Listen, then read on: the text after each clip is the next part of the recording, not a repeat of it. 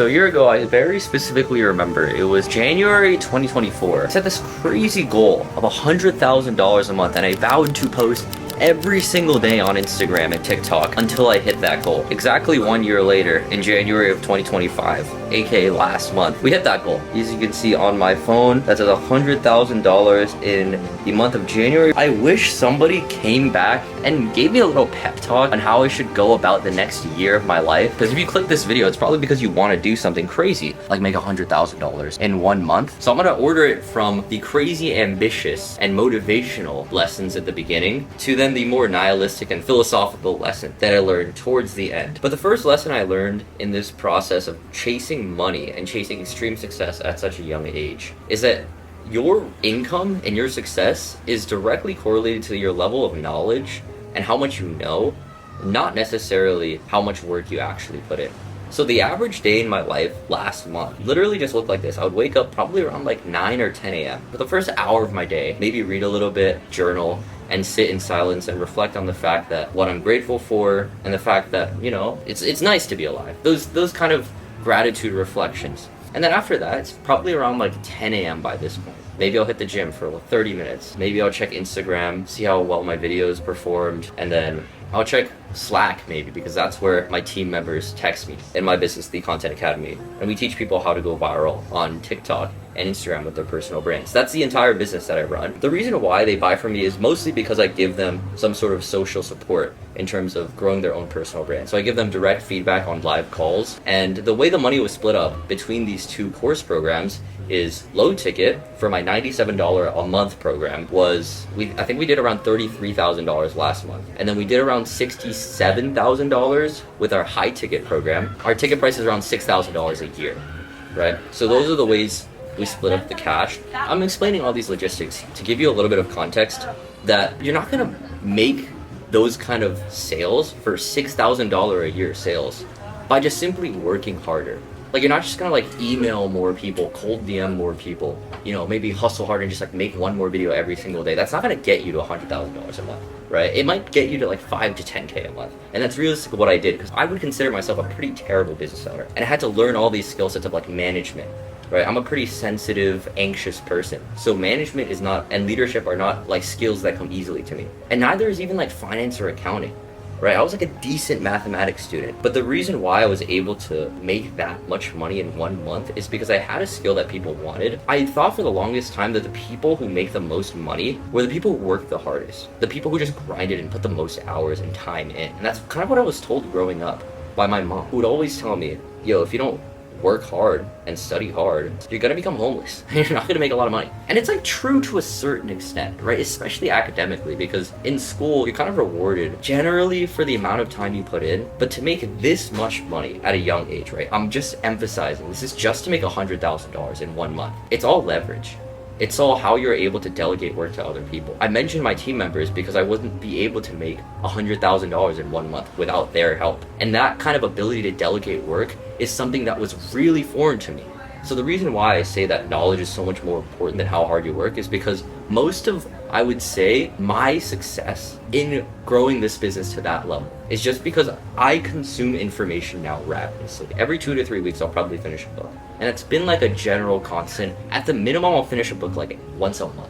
Once every week, I'll probably tune into a podcast that's like an hour or two long. But the fact that you're able to command more influence and command more impact is the reason why you'd make any more income to begin with. So the reason why you're able to command more impact is because you have leverage. So instead of maybe impacting somebody who's going to make an extra $10 in their business, now the leverage that I provide to a business owner who's gonna pay me $6,000 a year is that I'm able to help them directly make an extra $10,000 every month with their own business because I'm able to help them grow their social media. And then the extra leverage on top of that, right? Because I don't even think that's enough to get the leverage to make $100,000 a month. Maybe it is if you're like an agency owner. But the way I was able to do is then I was able to also get even more leverage by outsourcing and paying my friend to do a lot of the coaching. So then I can focus on bringing more people in and then selling more people, right? Because sales is another really important aspect to making that $100,000. It's not hard in theory, But the little things of like, okay, how much do you actually pay a sales closer? How do you make sure a sales closer is actually incentivized to work hard? How do you make sure people don't just call your program a scam? It's not actually can you sell people, but can you make sure it's not actually a scam? And can you make sure your program is so good that people only leave 5-star reviews? And the ability to do that is really hard. And it's not hard in the sense that you just have to be grinding on your laptop all day. Because realistically, I'm probably spending like 4 hours on my laptop every single day. Add in an extra 2 to 3 hours working on my content, which is just me tapping fingers on my phone because I'm just filming and editing on my iPhone. That's not a lot of actual time that I put in. So it's all leverage. How do you make it so you can get a lot from just 2 hours is a really important question. And content creation is undoubtedly really, really important. But content creation is something that I learned really early on. And that was a skill that, gave me a lot of leverage, but didn't require that much of a headache to learn. I'm a pretty creative person, so creative work didn't come as hard. But management, a lot of these left brain tasks, being organized in terms of being able to pay people every 2 weeks and make sure I never miss a payment. It like took me understanding Google Calendar reminders realistically. But those small things, it's like knowledge. Man, I sound like Ty Lopez in that freaking app. But knowledge is really important. And consuming a lot of books on these little things, not just for the tangible skills of management, leadership, finances, marketing, sales, content creation, service delivery, product. I'm buzzwording here, but you get the point. There's a lot of little micro skills that you have to learn if you want to run a business that does $100,000 in 1 month. And my second point, in order to get yourself, your mind to be able to handle that much pressure, because making $100,000 a month means people are paying you lots and lots of money. So regardless, even if you make a lot of money, it's not like it's just airdropped to you. That's a lot of pressure that's kind of put onto your shoulders where you have to do a lot of work. And that's where the knowledge comes in, where are you able to get more out of just 2 hours of your time or 3 hours of your time every single day, or else, your product's gonna fall apart, your business is gonna fall apart. So I had to learn a lot. And not to say that you have to figure this shit out, overnight. It's a long process. I've been creating content for 5 years now. I've been trying this whole online business thing for 2 years. And this current business that I've been running for 13 months. It takes a long time, and that's okay. But focus on learning for even the first 2 years of trying to make money online. Do not focus on trying to put more time in to making your day just last longer in terms of work hours. Spend like maybe 3 hours working and then 10 hours like learning. Don't obviously just mentally masturbate to learning and just watch podcasts for 8 hours every single day. No, don't do that either, okay? Right? You still have to put in some time, but don't prioritize just working, and prioritize, like, I would say at least 50% of your time to just consuming information that is relevant to whatever skill you want to learn. If you want to learn content creation, dude, don't spend 8 hours making a video every single day. Spend like 4 making a video, and then spend 4 learning about how to make better videos. Don't just like brute force your way into a video every single day thinking that something's going to change, because doing the same thing every single day expecting a different result is insanity. Now this brings me to my second point, which pertains to consuming knowledge. But what I've learned in this process of making more and more money, scaling my business from, say, when I first started, I was making like $1,000 a month, and that was kind of my bottleneck, right? I was hard stuck at $1,000 a month. Then it took me a year to hit 10K a month, and it actually break past 10K a month to make 10K to 11K a month. Because I hit 10K a month once, and then the business crumbled. A lot of times too, being able to hit something consistently takes actually changing as a human being. When I actually hit 10K a month consistently back in around February of 2024, I realized there was one new bottleneck that was keeping me from hitting around 25K a month or 50K a month, because those were my new goals. And I realized the biggest thing that held me back now in retrospect is I was so stingy, bro. And I'm not talking about like stingy in terms of like buying a coffee or whatever, because I'm pretty reckless with my spending. I'm talking stinginess in terms of business. I never bought a course until like June of 2024. Kind of ironic for somebody being a course seller. Why was that? Well, it's because I was so scared of losing money. And I never hired somebody until like May of 2024, and it was my head coach, Sam. And it took me so long to make that decision. I was so scared of hiring somebody. Why? It's because I was scared of losing money. Because paying somebody, say $2,000 a month, right? That's an extra rent that you have to pay. Like, obviously it's scary, but that's the necessary price you have to pay. I paid a copywriter $2,000 1 month when the copywriter was not worth it. So $2,000 just went down the drain. I also paid another agency owner $2,500 3 times. So for 3 months straight, I paid him $2,500. It was kind of a waste of money, I'm not gonna lie. It didn't really do that much for me. But still, spending that money in retrospect was helpful because I learned how to delegate money better. So in terms of like well spent money, yes, there's obviously like well spent expenses, and that's probably around like 10K a month right now is like well spent expenses that kind of stood the test of time. in my business that was actually useful. But I've also spent in the last year maybe like $15,000 in quote unquote useless expenses that didn't really amount to something. But you don't learn those lessons by just studying it better, by like being a little bit more cautious in your decision making. If you make 10K a month and your bottleneck is around 10K a month, don't be scared to spend 5,000 of it on like your team, on just hiring somebody, okay? Even if it's the worst hire in the world. I'm talking like, yo, this person could straight up just come in and be like, psych, bitch, I'm not gonna do any work, and then dip. Yo, that's honestly still worth it because you still learn a little bit about how to like vet for people who are going to do that in the future. And yes, it sounds really stupid, okay? I feel like I sound so silly saying this right now because I'm telling you to lose money. That's necessary. And I lost like 15 grand last year on like just willy-nilly silly expenses. Like a copywriter didn't really make me much more money, but it taught me like what a copywriter should be doing. And now my community manager, Justin, does all of our emails and he does it better than what the copywriter did. Why was I able to come to that conclusion where my community manager, Justin, is so OP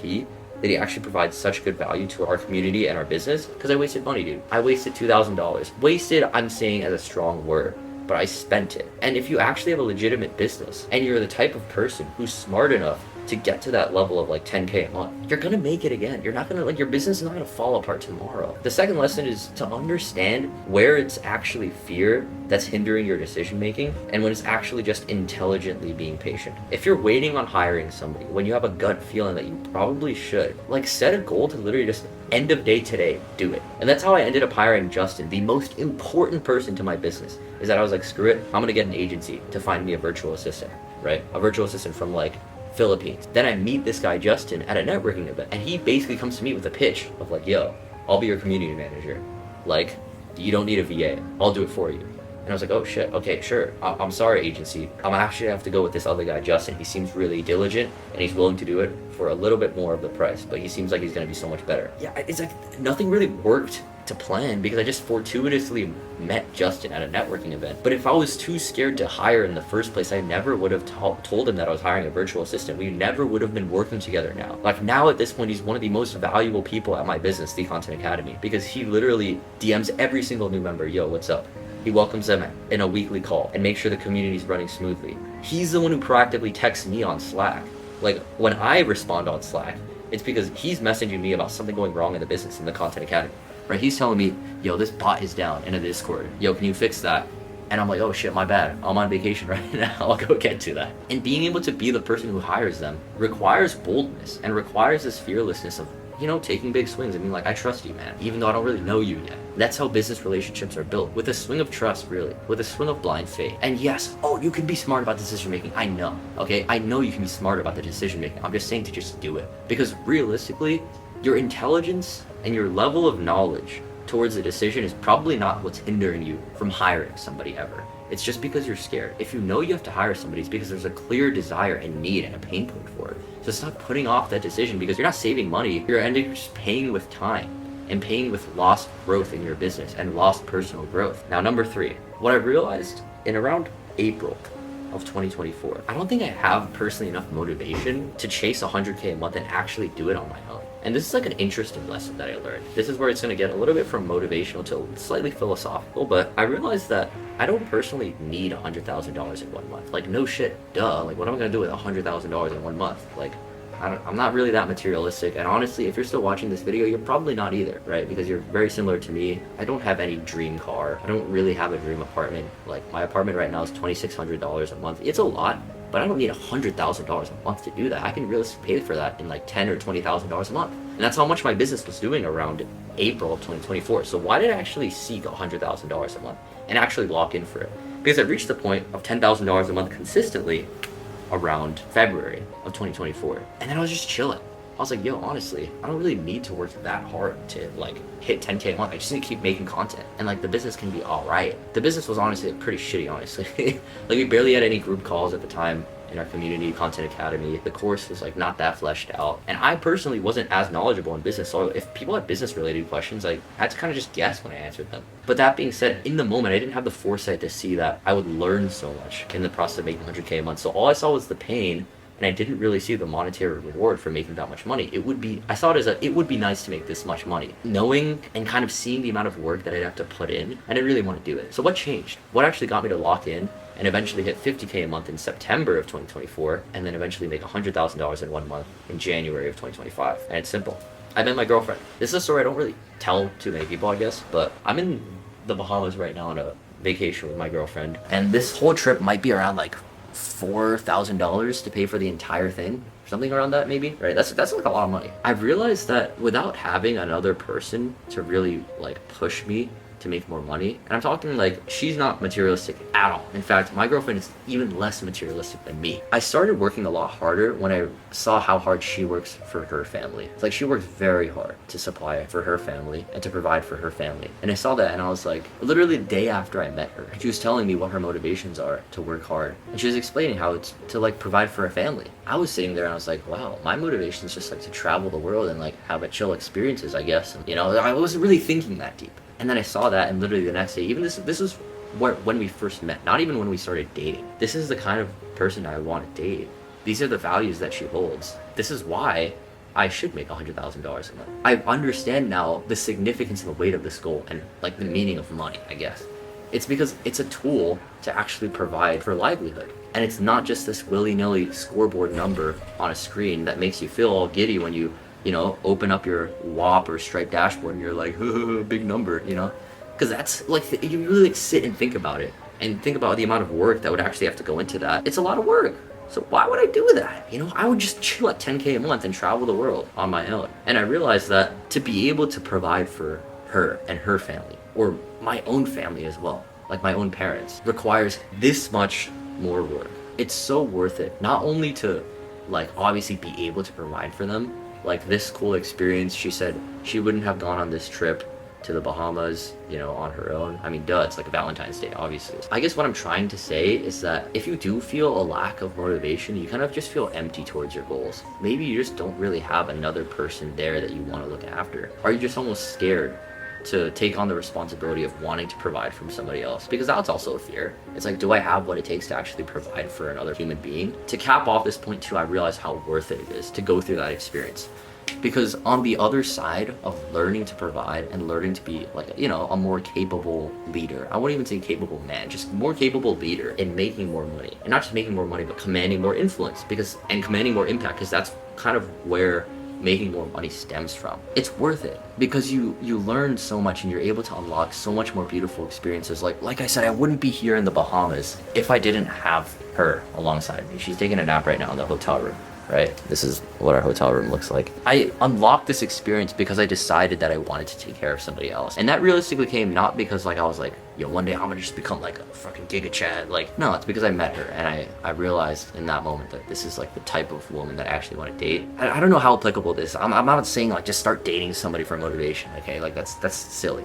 I'm just saying, like, I feel very grateful because the reason why I think I'm even here is not because of some selfish desire. So don't rely on just material desires to motivate you. Let's move on to point number 4. Bro, I realized I gotta quit yapping, man. Like, this video is getting long, and I'm not intend for this video to get this long. But lesson number 4 is be careful who you listen to in this grind of chasing success at a young age, okay? And I included at 21 years old in the title to specifically make this point. When you're young, I'm assuming you're probably around my age, fresh out of high school / college, or in this college phase, we're kind of lost, you know? Especially if you want to do something outside of the norm, like content creation, social media, influencing. It's weird because it's not like this space has been studied for decades. It's a really new space. The internet business space is really new. So when I got into it, I just kind of studied the first person I saw on YouTube. And these people that I found on YouTube that I studied and watched, and they did impact my life a lot, were Iman Gadzhi and Hamza, these 2 YouTubers who talked about male self-improvement and talked about online business a lot. As I've gone now in this journey of trying to make $100,000 a month and eventually hitting it, right? Checking off this massive behemoth of a goal that I never thought would be possible at a younger age. I've realized now, I idolized them too because they seemed like they had everything in their life together. They made a lot of money, but they were also pretty good looking dudes, pause, no homo. And they also had cool lifestyles and they seemed really confident and they seemed to get girls too. And I struggled to get girls. It was a lot of these traits that I really looked up to. And now that I've gotten to this point where, you know, worked on myself to work on my discipline, my confidence, my body, and then finally my money. And I realize now that a lot of the gurus that you'll see on YouTube specifically who make a lot of money aren't who you think they are. Back in May or June of 2024, I was in like a group chat with Hamza, the YouTuber, right? He was talking about basically running online paid community businesses. And he was talking about his school community. A school community is basically like a paid community where you pay maybe $50 to $100 a month to be part of an exclusive community where you learn about a specific skill. So for Hamza, it's just like self-development in general for men. He's got like 1 million or 2 million subscribers. So I looked up to him a lot. I was like, dude, I want to reach his level of influence. I want to reach his level of money, right? He's making like 6 figures a month. He's just like super jacked and confident, right? He's like, yeah, cool. I want to be like him.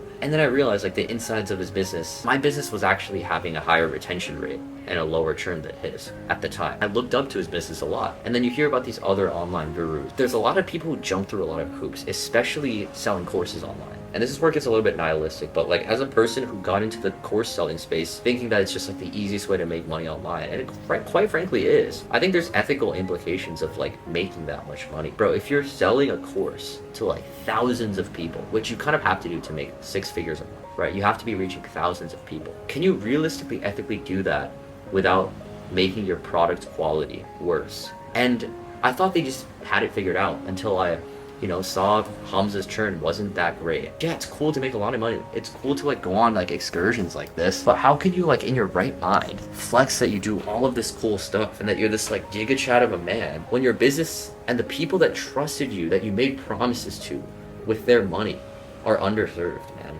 It just kind of felt really shitty. So I would just say, be careful who you listen to. It's like the scorecard's not all about money. And I wish somebody just told me that when I was getting into the space, that like, I never wanted to be like just a course seller online. I never wanted to be that guy. You do face a lot of this like dissonance of like, I love watching people shit on course sellers on YouTube exposés. Like when I see like a CoffeeZilla video exposing a guru, I'm like, yo, let's freaking go. And then it's also this terrifying feeling of like, what if people perceive me that way? What if like college friends now see me selling courses online and think I'm just like some freaking prick who flexes online to sell courses? Selling courses is not a bad thing. There's a lot of people who put tons of effort into curtailing genuinely really good educational experiences because they care a lot about their students. And I'm not even just gonna like gloat and say that's me. Like I've met some really, really brilliant people. Like this one person, for example, Elise Pham. She runs a course/coaching program teaching people how to get into Ivy League schools. She also gets like really good reviews. She's genuinely driven by just wanting to impact people. And like having spoken to her, I'm like, wow, this is such a cool person. And there's a lot of people out there who aren't as big online, who do brilliant work in the course selling space. So don't just listen to the people who flex their money numbers online, because there's a lot of people who do it not just in a really lucrative way and a really flashy way, like the lifestyle marketers, but there's a lot of people who do it in an incredibly ethical way and in an incredibly like purposeful way. I think it's really easy to lose yourself when you make a lot of money online. That money just starts to become this scoreboard. And I guess this transitions to point number 5 and lesson number 5 that I'm learning now. And this is gonna start to become my own therapeutic session here. I hope if you're on this journey to become wealthy at a young age, this somehow provides some valuable insight to you. At this point, after making $100,000 in 1 month, that honestly sounds silly. It's not like $100,000 in 1 month changed anything. I could have easily made $90,000 or $80,000 last month, and it would have had a similar effect of like money just kind of becomes a scoreboard number. And at a certain point, you start to lose direct correlation between you making more money and it directly impacting your life. Because at 10K a month, going from 5 to 10K a month literally means you probably don't have to get a job anymore. Like you can do whatever you love full time. As a creator, if you go from $5,000 to $10,000 a month, your rent is paid, but you can also start saving money. That's a huge bonus that you get for making more money. That's so awesome. You go from 10 to 20K a month, and now you can start treating the people that you love to dinners, right? And that was such a cool experience for me when I was able to treat college friends to a dinner. It was like $800. It was like Fogo de Chao. And I brought, I think, 10 of my friends to go get dinner there. And it was one of the most like fulfilling things I had ever done. And it was right when I hit around like 10 or 12K a month with my business. I was like, wow, this is what I want to do. And now it's gotten to the point where like, once I hired my friend as a coach, it's like, wow, I can provide him with fulfilling work, but I can also help literally provide for him. And now our head coach, Sam, literally got engaged. Not that that had anything to do with me. Like if I can help support him starting his own family, like that brings me so much fulfillment. right? With the opportunities that our business creates, we can then have people starting families in there. You know, it's just like really fulfilling. But then from 100K a month to like 300K a month, why should I go for that? And it's a question that I'm still racking my brain through right now, because outside of the regular business and sales schedules, why should I push to make more money? Why should I push to grow the business? Is a really weird question that I really had to ask myself. Retiring my parents' money feels so far away, and yet like lifestyle money is kind of already past what I've already achieved. So it's this weird like middle ground at $100,000 a month, where it's like, I don't think I'm making enough to retire my parents yet. Like last month profit was probably around $50,000. So I'm not saying that like we took home $100,000 last month. It becomes this scoreboard number. And I think that's what happens to a lot of people in the online business space. Like I was watching a podcast earlier from Iman Gadzhi. He's kind of just flexing on people who talk about revenue numbers online, saying how it's like stupid in the info product space. I'm using buzzwords. You don't have to understand what I'm saying to get my point. But it's basically like a lot of these people will brag about how much money they make. It's like a soccer player boasts about scoring 30 goals in one season. Like, that's great. But is that really what you dedicate your entire life's purpose to? Obviously, at the end of the day, yeah, everything is a game. Nothing matters, blah, blah, blah. You can go down this nihilistic train. So why not just seek to make a lot of money? And that's probably what I'm going to do. But how can I do it in a little bit more of a fulfilling way? If I'm taking it from the perspective of like Maslow's hierarchy of needs, you kind of checked off the point of esteem needs. You've checked off your kind of self-actualization in a bit, you know? So what's next? It's self-transcendental needs. What is that? What are those self-transcendental needs that you have?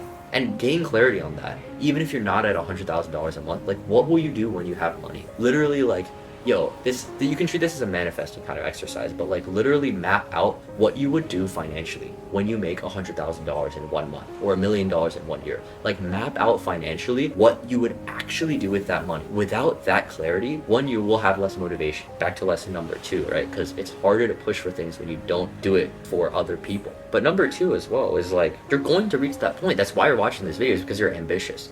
And that's why you're even here to begin with. Like, this video is going to be not that heavily edited. So you reach this point because you genuinely see yourself in my spot right now, yapping to a camera, talking like he's the expert, being all philosophical and stuff. Okay, maybe you don't picture yourself doing that part, but you picture yourself being in a position where you're like, okay, now I've made $100,000 a month. Where do I go from here? Do I do this with my money? Where do I go? It's like, this is a position that you'll see yourself in. So ask yourself, what are you gonna actually do with that money? And like, really, like, I'm talking like, if you think you're gonna donate like $37,000 to charity, like write that down. If you think you're gonna wire like 10% of your income to your parents every month, like write that down too, you know? Like, and if you think you're gonna travel, where, how often, and write down exactly how much that's gonna cost. I know it sounds so silly. I've reached this point where I was kind of just so focused on the number because I set this goal of $100,000 a month for my content to be really interesting. So I reached this point and I'm like, wait, I didn't even take time to think about why I'm even here. Like, what am I doing here? What do I do next? Like, because my next goal is $1 million a month with my business. We're launching a new software business that's an AI product.